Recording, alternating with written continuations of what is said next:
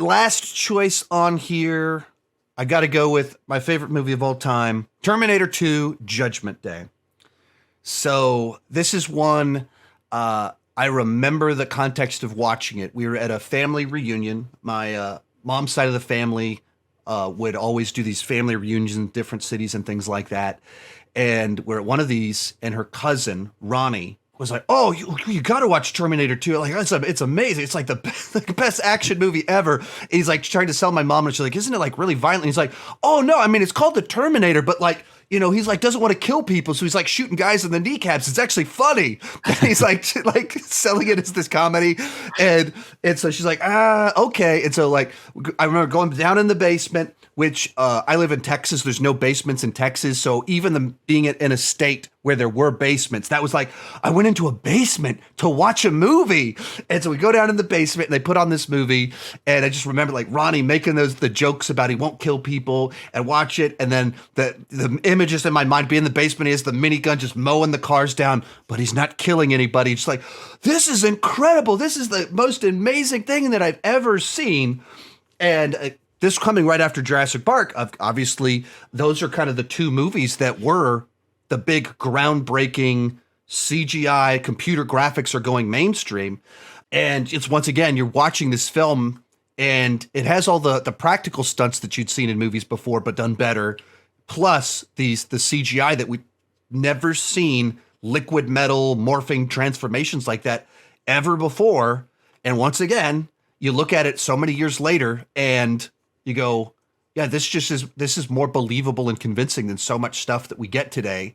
And it's, once again, they were afraid of it. So they're cutting back and forth between computer graphic and just like pasting things onto Robert Patrick's chest. And so they're using multiple different tricks and they're just cutting between them so quickly that you don't see the cinematic sleight of hand. And it's that level of like, we need to make this believable. What do we need to do is you have a practical thing of CG and you're just going between all of it so that the audience just buys into it in a way that so many movies now, they just don't do that.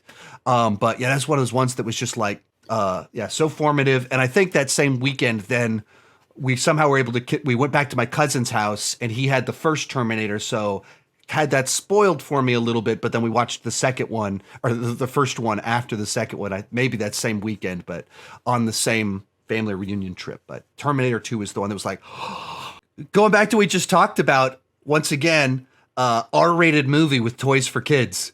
There's just like it's fascinating that was such a phenomenon all throughout the 80s, early 90s, and they had them for Aliens as well, and just wild. And it worked.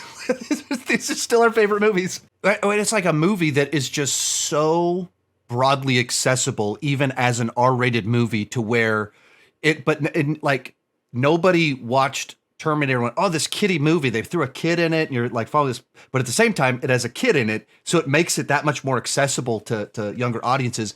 And some of that is just like whatever James Cameron, his mainstream sensibilities are like. Just, it's crazy his ability to just make a movie that plays for everyone everywhere. And obviously, he's had, 3 back-to-back $2 billion films. So like just whatever that is that like, we're talking about the other one that was the biggest movie of the year before he started making the $2 billion films.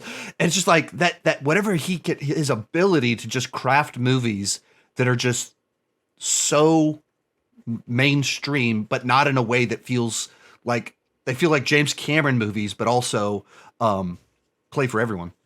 And then like, my kids enjoy them too. And they're putting a Terminator in the theater in a couple weeks. So I bought tickets. I'm hoping I can fully convince the wife to let me take the 2 older kids with us. Which one? Which Terminator is it? It's the first one. It's a 1984 series, so it's not quite Terminator 2. I've never seen Terminator 2 in the theater, and they played actually in downtown Austin. There's a theater in front of the Texas Capitol that has a balcony, and Houdini did shows there 100 years ago and stuff. And they played Terminator 2 last month.